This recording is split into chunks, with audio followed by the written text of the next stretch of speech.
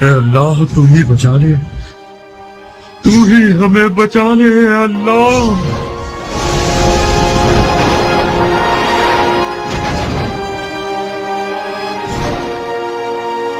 عرب کو بچاؤ مسلمانوں، خانہ کعبہ کو بچاؤ۔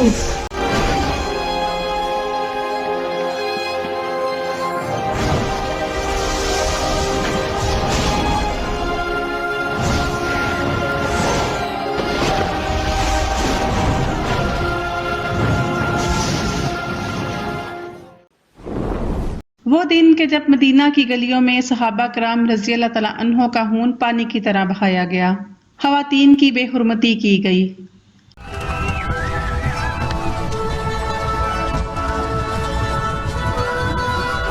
مسجد نبوی کے ستونوں کے ساتھ گھوڑے باندھے گئے اور 3 دن تک مسجد نبوی میں اذان نہ دی جا سکی۔ اللہ اکبر اللہ اکبر۔ انہوں نے مکہ کی حرمت کا بھی خیال نہ کیا اور غلاف کعبہ کو ان ظالموں نے جلا دیا۔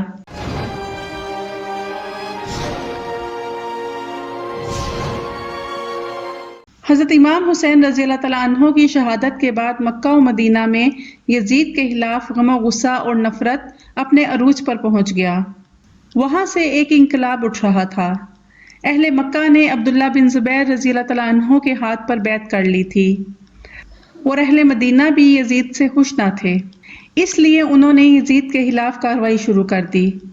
اس صورتحال میں یزید نے اہل مدینہ کو سمجھانے کے لیے مدینہ کے کچھ لوگوں کو اپنے پاس بلوایا۔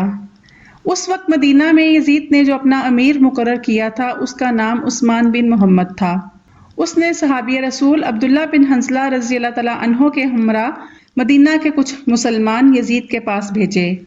یزید نے ان مسلمانوں کو سمجھایا اور اپنی بیعت پر آمادہ کیا۔ یزید نے مسلمانوں کے اس وفد سے نرم سلوک کیا اور انعام و کرام سے نوازا، لیکن اس کے باوجود سانحہ کربلا سے پیدا ہونے والا خلا برقرار رہا اور مسلمانوں کا وہ وفد مطمئن نہ ہوا۔ صحابی نے واپس آ کر بتایا کہ یزید شراب پیتا ہے اور نشے کی وجہ سے نماز میں سستی کرتا ہے۔ اہل مدینہ سب ممبر نبی صلی اللہ علیہ وآلہ وسلم کے پاس جمع ہوئے اور عثمان بن محمد کو معزول کر کے یزید کو بیعت کے قابل نہ سمجھا اور یزید کی بیعت سے انکار کر دیا۔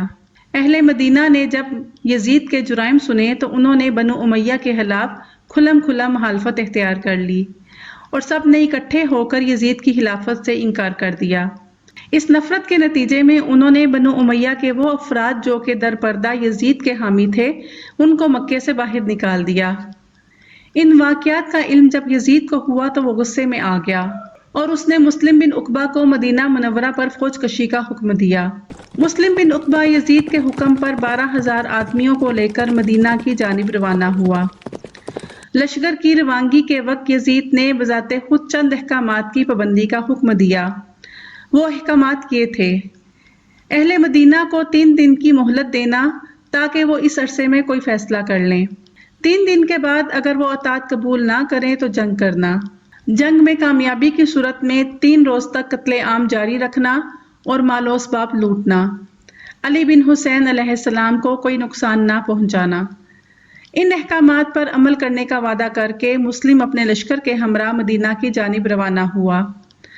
مدینہ کے قریب پہنچ کر مسلم نے اہل مدینہ کو مصالحت کی دعوت دی اور ساتھ ہی 3 دن کی میعاد مقرر کی، لیکن اس عرصے میں اہل مدینہ خاموش رہے۔ 3 دن کے بعد مسلم بن عقبہ نے اہل مدینہ کو جنگ یا صلح میں سے ایک راستہ اختیار کرنے کی دعوت دی۔ اہل مدینہ یزید کی اطاعت قبول کرنے پر تیار نہ تھے، انہوں نے جنگ کو ترجیح دی۔ جنگ میں مدنی لشکر کی قیادت صحابی رسول عبداللہ بن حنظلہ رضی اللہ تعالیٰ عنہ نے کی، لیکن اہل مدینہ کو شکست ہوئی اور عبد الرحمن بن عوف رضی اللہ تعالیٰ عنہ اور عبداللہ بن نوفل رضی اللہ تعالیٰ عنہ سمیت کئی اکابرین شہید ہوئے۔ مسلم نے فتح حاصل کرنے کے بعد یزید کے حکم کے مطابق قتل و غارت گری کی اور یہ سلسلہ 3 دن تک جاری رہا۔ 3 دن تک مسلمانوں کا خون مدینہ کی گلیوں میں پانی کی طرح بہایا گیا۔ اس واقعے میں سینکڑوں شرفائے قریش و انصار اور ہزاروں دیگر قبائل کے افراد کام آئے۔ 3 دن تک مسجد نبوی میں اذان نہ دی جا سکی اور نہ ہی 3 دن تک مسجد نبوی میں نماز ادا کی جا سکی۔ یزید کی بھیجی ہوئی افواج نے 10,000 سے زائد افراد کو شہید کیا، جس میں بہت سے صحابی، صحابیوں کی اولاد، تابعین اور حفاظ قرآن و حدیث کو بے دردی سے قتل کر دیا گیا۔ 3 دن کے بعد باقی ماندہ لوگوں سے بیعت کرنے پر اصرار کیا گیا۔ ان سے یزید کی غلامی اور جان و مال کا مالک یزید کو بنانے کے عنوان سے جبراً بیعت لی گئی اور انکار کی صورت میں یا یہ کہنے پر کہ میں قرآن و سنت پر بیعت کرتا ہوں شہید کر دیا گیا۔ امام زین العابدین بھی پیش ہوئے، لیکن یزید کی ہدایت کے مطابق ان سے کوئی سختی نہ کی گئی۔ مدینہ النبی پر حملہ 63 ہجری میں ہوا، جو واقعہ ہرا کہلاتا ہے۔ یہ یزیدی عہد کا ایک بہت بڑا شرمناک المیہ تھا۔ تاریخ کے اوراق اس رسوائی سے بھرے پڑے ہیں۔ واقعہ ہرا یزید بن معاویہ کے دور میں سانحہ کربلا کے بعد دوسرا بڑا شرمناک سانحہ تھا، جس میں انہوں نے ظلم و بربریت کی داستانیں رقم کی اور مدینہ میں قتل عام کیا گیا۔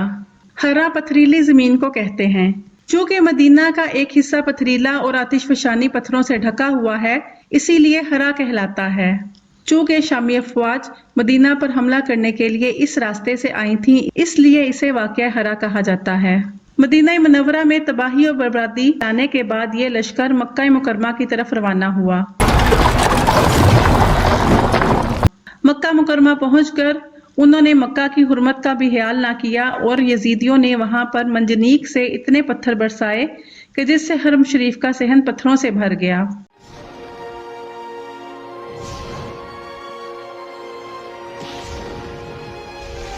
اور مسجد حرام کے ستون ٹوٹ گئے اور غلاف کعبہ کو ان ظالموں نے جلا دیا۔ ظلم و بربریت کا یہ سلسلہ یزید کی موت پر جا کر رکا۔ یزید کی موت کی خبر پہنچتے ہی حضرت عبداللہ بن زبیر رضی اللہ تعالیٰ عنہ نے بلند آواز سے کہا، اے اہل شام، تمہارا بادشاہ ہلاک ہو گیا ہے۔ یوں اہل مکہ کو ان کے شر سے نجات ملی۔